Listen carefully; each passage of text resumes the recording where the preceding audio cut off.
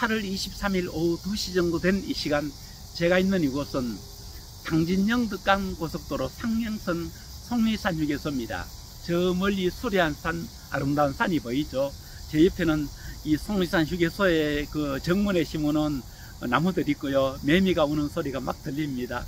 이 아름다운 산 송리산 휴게소 정문에서 오늘 저와 여러분들이 함께 은혜 나눌 말씀은 신약성경 로마서 8장 9절의 말씀이 되겠습니다. 만일 너희 속에 하나님의 영이 거하시면은 너희가 육신에 있지 아니하고 영에 있나니 누구든지 그리스도의 영이 없으면은 그리스도의 사람이 아니라. 이 말씀은 오늘날 그리스도인들의 입장에서 볼 때는 상당히 납득하기가 쉽지 않은 그러한 말씀이기도 합니다. 우리가 일반적으로 알기로는 내가 예수 믿을 마음이 생겨가지고 정말 신앙 고백을 하고 세례받고 그리고 열심히 교회 생활하면은 자기가 보든지 타인이 보든지 자타 공인하는 그리스도인으로 알고 있지 않습니까? 그런데 오늘 본문에 있는 이 로마서 8장 9절의 말씀은 보면은 그럼에도 불구하고 그가 여전히 이런 사람이 여전히 그리스도인이 아닐 수 있음을 이 본문에서 말씀하고 있습니다.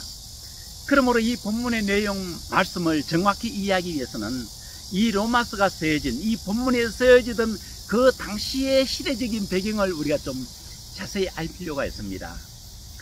뭐 지금 이 시대야 전 세계 특정 국가를 제외하고 나면은 기독교 믿는다고 그다지 핍박받을 일이 없습니다. 그러므로 누구든지 별 부담 없이 자기 자신이 마음만 원한다면은 별 부담 없이 기독교를 믿을 수 있고 교회 생활을 할 수가 있습니다.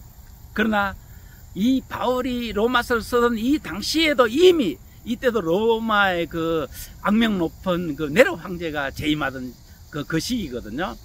이미 그 시대에도 이 로마서가 쓰여질 이 시대에도 이미 기독교 박해가 상당히 시작되던 그런 때였습니다. 그러나 이뿐이 아니죠. 지금 이후로 곧 59년 이후로 네로 황제가 그 로마의 큰 화재가 있지 않습니까? 그 이후로는 본격적으로 아주 가혹한 역사상 가장 가혹한 교회의 기독교 핍박이 받을 그 교회가 바로 이 로마 교회란 말입니다. 이때로부터 시작해가지고 주 약 한 300년까지는 정말 땅굴을 전전하면서 교회 생활해야 되고 땅굴을 전전하면서 정말 기독교를 믿어야 하는, 자기가 떳떳하게 기독교인이라 말도 못하고 말이죠. 이그도스라는 물고기 모양을 그려가지고 서로 암호를 통해가지고 정말 서로 기독교인을 알아볼 정도로 이 정도로 가혹한 박해를 받을 이 로마 교회 신자들을 향하여 이 기록을 사도 바울이 썼다는 것입니다. 그러므로 뭐 오늘날 같은 시대야 솔직히 진실한 그리스도인들도 교회에 다닐 수 있지만은 그런 진실한 사람이 아니더라도 얼마든지 여러 가지 자기 인간적인 마음으로도 기독교 믿을 수 있고 교회 생활을 할 수 있습니다. 열심히까지도 할 수 있습니다. 큰 손해가 없거든요. 그러나 이때는 어떤 시대입니까?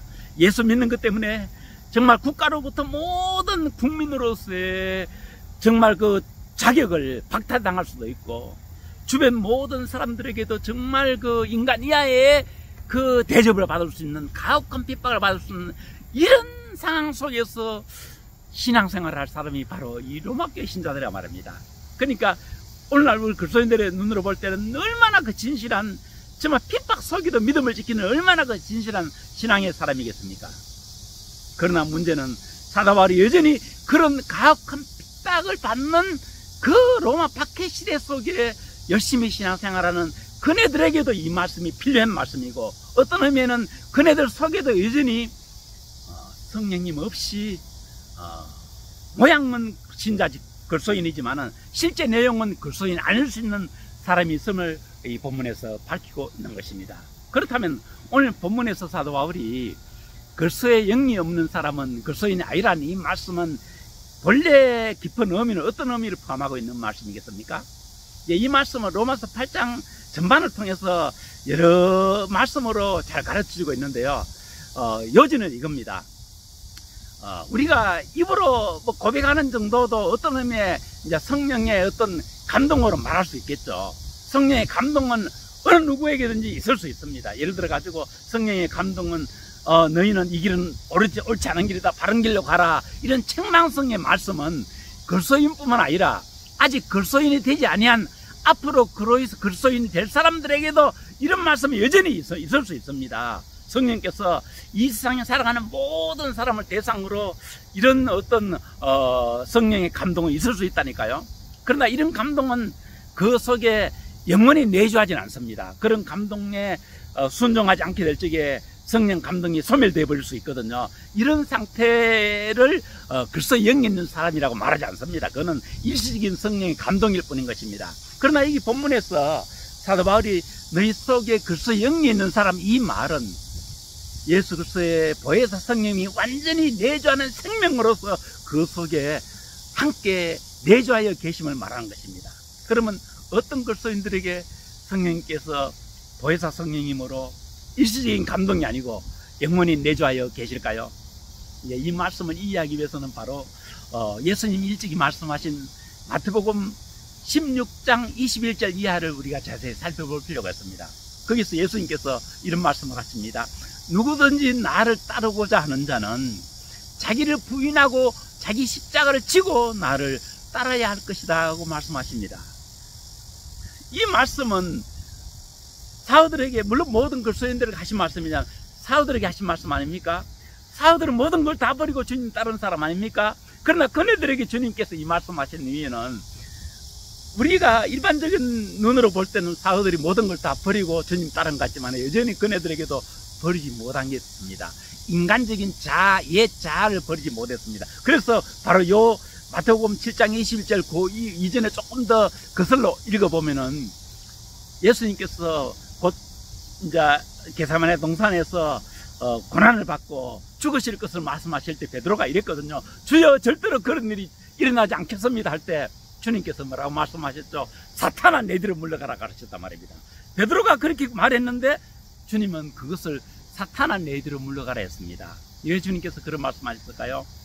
베드로는 좋은 인간적인 좋은 자아로서 양심적으로 그런 말을 했지만 사실은 인간에게는 완전한 자기 독립적인 자아는 없습니다. 왜냐고요?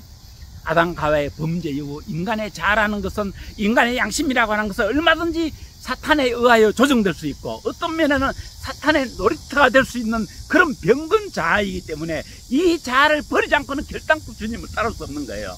더더구나 이 자아를 완전히 버리지 않은 상태에서는 성령님이 그 속에 완전히 주인으로서 내주할 수 없는 거예요. 잘 가다가도 정작 인간의 자아가 용납할 수 없는 어떤 문제가 생기게 되면은 성령은 제쳐놓고 인간의 자아대로 그 일을 처리하고 인간의 자아대로 그 길로, 그 방향으로 가게 되니 어떻게 주님이 그에게 진정한 주님의 노릇을 하실 수 있겠습니까? 그래서 주님은 정말 나를 따르려고 하는 자는 자기를 부인하고 나를 따라야 할 것이다 하는 이 말씀은 사탄에 의해서 조종될 수 있는 병든 자기의 자아를 완전히 포기하지 않는 사람들은 끝까지 나의 가는 그 길을 따라갈 수 없을 것이다, 이 말씀하시게 된 것입니다.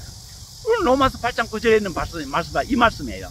정말 인간의 옛자를 완전히 포기하고 그 속에 온전히 죽든지 살든지 주님의 뜻대로 살아가기로 작정하고 그렇게 이끌림을 받고 살아가는 사람, 성령님의 뜻이라면 내 인간적인 자아에는 맞지 않지만은 이제 주님이 나의 주인이시오, 나는 이제 나의 주인됨을 포기했습니다 하고 온전히 주님이 나의 주인됨을 완전히 인정하고 순종하고 따라가는 이런 사람이 비로소 그 마음속에 온전히 그리스도의 영이 있는 사람이라 할 수 있겠습니다.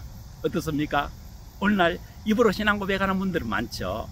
열심히 신앙생활하는 사람 많죠. 그러나 아마 자아를 버린 분들은 그다지 많지 못할 것입니다. 잘 나가다가도 정작 어려운 문제 만나면 여전히 옛 자아가, 여전히 인간인 자신이 성큼성큼 앞으로 걸어가 버리는 이런 일들이 얼마나 많습니까? 이런 사람들은 아직까지 이 본문에서 말씀하시는 그리스도의 영이 있는 사람이 아닐 수 있음을 이 본문에서 말씀하고 있는 것입니다. 어떻습니까?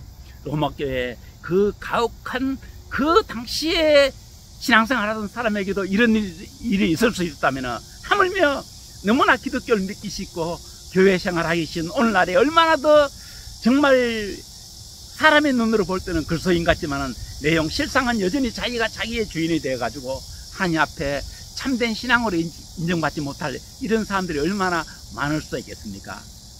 부디 이 시대 사람 모든 그리스도인들 다시 한번 자신의 신앙을 돌아보고 나는 정말 주님이 명실공히 나의 참 주인이 되시는가. 나의 입으로만 고백이 아니고 진정 어려운 문제, 쉬운 문제, 모든 문제를 온전히 주님의 뜻에 맡겨 따라가는 성령님이 나의 온전히 주인 되신, 온전히 나의 마음속에 내주하여 계신 이런 상태로 살아가는 진정한 그리스도인이 되어 계신가를 다시 한번 돌아볼 수 있는 저와 여러분들 되시길 바랍니다. 감사합니다.